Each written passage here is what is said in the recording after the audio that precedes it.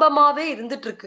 வாழ்நாள் முழுக்க நம்மகிட்ட வர கேஸ்லாம் நீங்க பார்த்தீங்கன்னா, நம்ம ரிசல்ட்டோட தான் எல்லாமே போட்டுருக்கோம். என்னென்ன ஸ்கின் ப்ராப்ளம்ஸ்லாம் வந்து இப்ப இன்னைக்கு எல்லாரும் ஃபேஸ் பண்ணிட்டு இருக்காங்க அப்படின்னு நம்ம அப்டேட்ஸ் குடுத்துட்டே தான் வர்றோம்.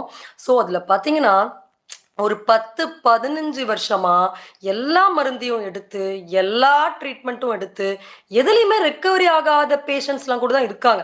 ஸோ, இப்ப நம்ம அது எல்லாமே ஒரு சர்க்கிள்ல கவர் பண்ணி, அவங்களுக்கு ஒரு 15 நாளுக்குள்ள இம்ப்ரூவ்மெண்ட் வரதுக்கு என்ன மாதிரி விஷயங்கள்லாம் கான்சன்ட்ரேட் பண்ணணும்னு தான் பேசிட்டு இருக்கோம். சரி, முதல் விஷயம் பார்த்தீங்கன்னா, நம்ம ஏற்கனவே சொன்னது போல நான்வெஜ் இன்டேக்.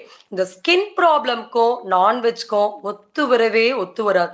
அது ஃபிஷ்ஷா இருக்கட்டும், இறாலா இருக்கட்டும், இன்னும் பார்த்தீங்கன்னா, பீஃப் பிரியாணி, இந்த மாரி சிக்கன் ஃப்ரை, இந்த மாதிரி இன்னைக்கு லிஸ்ட்டு அப்படியே பெருசாயிட்டே போகுது. ஸோ, அதில நான்வெஜ்ல எல்லாமே ஈவன் ஃபிஷ் ஆயில் கேப்சூல் கூட கன்சியூம் பண்றது வேண்டாம். ஸோ உங்களுக்கு என்ன டவுட்ஸ் இருக்கு நீங்க